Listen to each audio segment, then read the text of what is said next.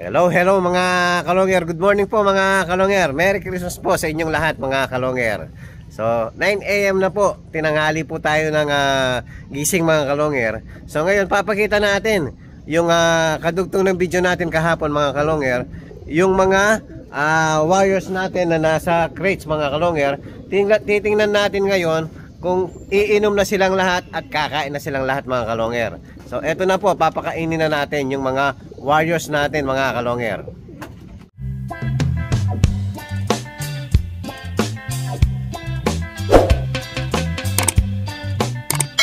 Hello, hello mga kalonger. Mukhang mas agresibo na sila ngayon. Ayan o, magkabila po. Yan, tumutuka na po lahat. So 2, 4, 6, 8, 10, 12, 14 16, 18. So hindi pa kumpleto, hindi pa rin kumpleto mga kalonger. 30 po kasi to. Dapat lahat ng nakalabas ng ulo dapat nasa 30. Kasya naman kasi sila both side. 15, kasya po siguro rito. At least mga kalonger, mas mukhang agresibo na sila ngayon mula dito hanggang doon, puno. Palipat-lipat yung iba. Dapat binigyan natin ng dalawang ganito mga kalonger. So dapat makaapat sila. Kasi pag nandun sila sa loob mga kalonger, so hanggang nakakalima sila. So dapat dito ganun din.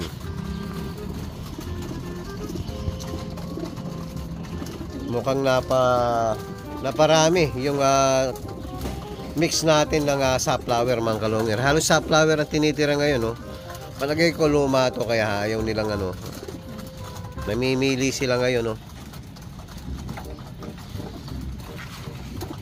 Ayan, halos pa ubos na po. So dadagdagan pa natin yung mix natin. Kulang na ng buto mga kalonger. So halos sap ang natira.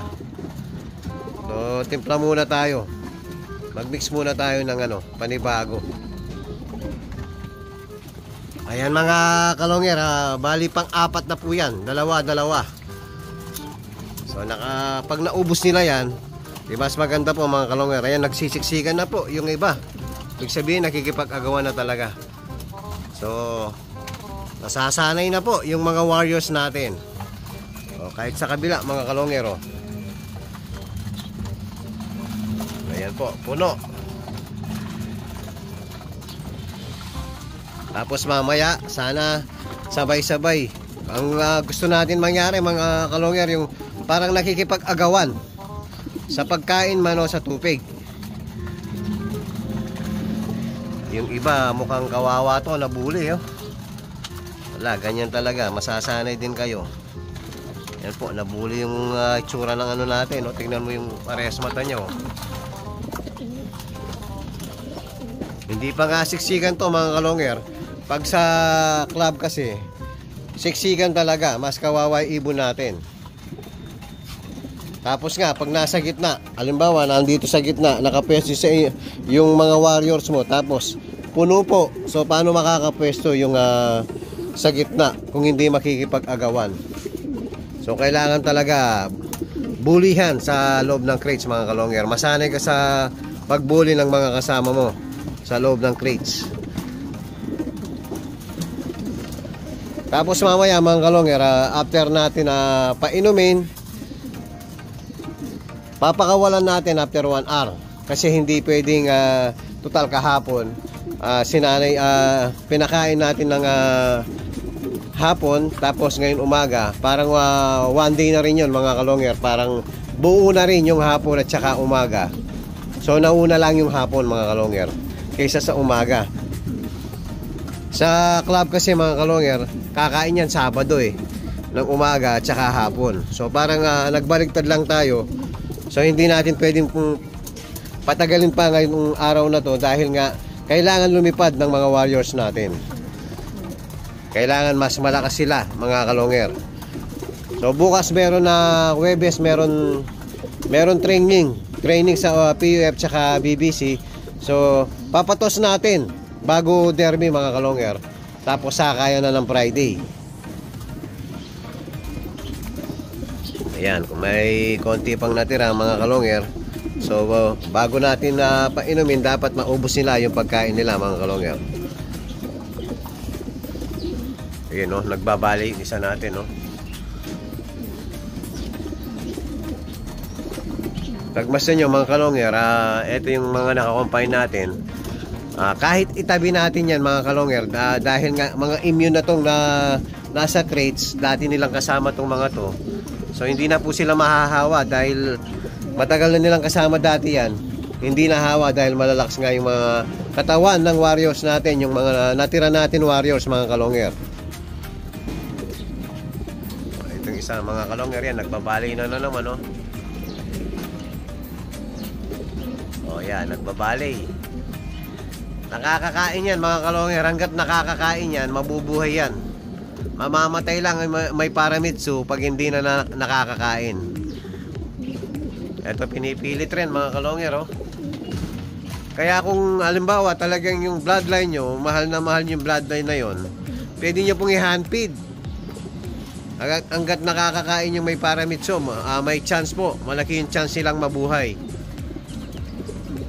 Pati yung sa taas nagbabali din no? Kaya hindi natin hinahandpid dyan dahil nga nakakakain silang ng mag-isa. Pag binigyan natin, kaya lang dinadagdagan natin yung pagkain nila para makatuka kahit papano.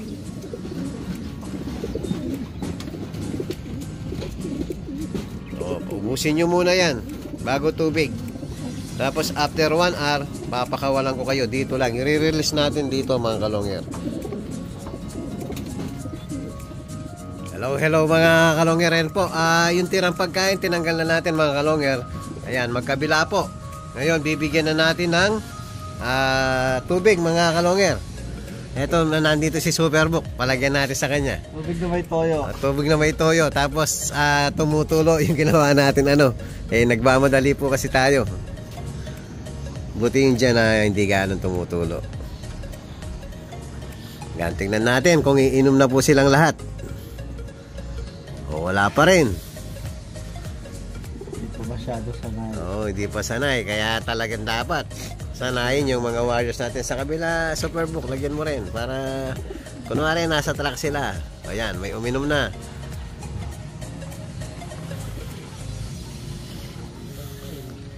Yan po, inom na kayo. Bilisan nyo, tumutulo na. Ayan tumutulo na. Inom na. Dito may inom. Dito medyo mataas, hindi balance. Mataas doon. Inom. Mauubos yan pag hindi pa kayo uminom. Dito mga kalonger, hindi pa talaga sana yung mga ibon natin. Ayusin ko muna yung hindi pantay yun doon mga kalonger Meron na pong mga ilan-ilan na umiinom pero hindi po sila nag-aagawan. Yan ang problema natin. Pag hindi nakainom sa truck yung ibon natin, kawawa po mga kalonger. Sabihin na natin nakakain na siya pero hindi nakainom, kawawa din yung mga ibon natin. Ayan mga kalonger maaliwalas pa yan So sana sa Friday gawin nyo na yung diskarte nyo. Bahala na kayo. At least ginawa na natin yung para sa inyo. Ginawa ko na lahat yung pwede kong itulong sa inyo mga warriors ko. Inom. Tumutulo pa naman yung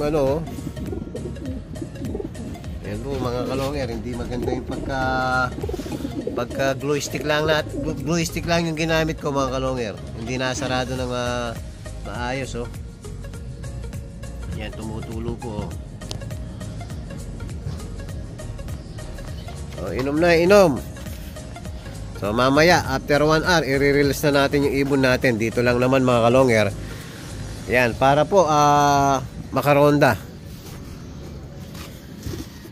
Hello mga kalonger. Ayan, after 1 hour po. So papakawalan na natin yung ibon natin mga kalonger. So bubuksan na ni Superbook. time check, release. Ayan, titingnan natin kung lalabas. Release po sa kubo. Yun, nahihiya pa oh.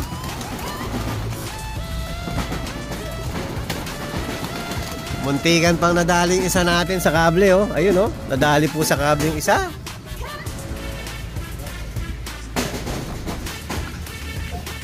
Meron pa pare. Parang hindi sanay. Ayun. Ayan oh, gumalaw yung kable oh. Yung ano natin, Java Cock nadali. Tipay lang yan. Para masanay sa mga kable. Nasaan ba? O ayan, mga kalonger.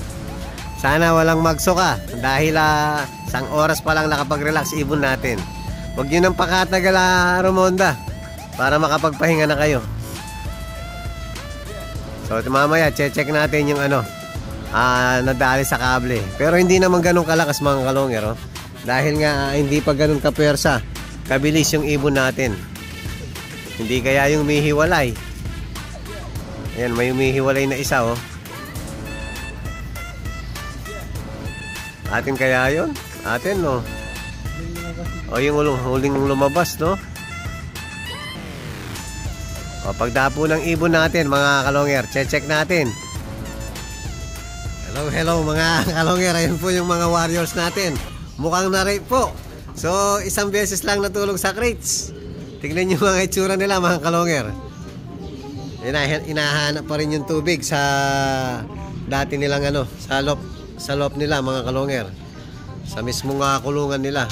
So konti pa. Hindi pa talaga sanay yung mga ibon natin. Konting sanay pa mga kalonger. So paggagawa na tayo niyan, ay babalik na natin yung dati. So magpapakain na tayo dito na sa labas. So paikot dito hanggang sa likod mga kalonger.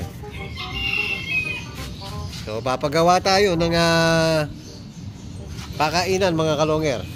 So simula next week po o this week, dito nakakain sa labas yung mga warrior natin. Para masanay na sa crates mga kalonger. Ayan po yung update natin sa mga warriors natin na sinasanay natin sa crates. At kung bago pa lang kayo sa aking channel, huwag kalimutan mag-subscribe, like and share at pag-ipindot na rin po yung notification bell, pati na rin po yung all para updated kayo sa mga bagong video natin. So yun lang po mga kalonger, maraming salamat po, keep safe and God bless.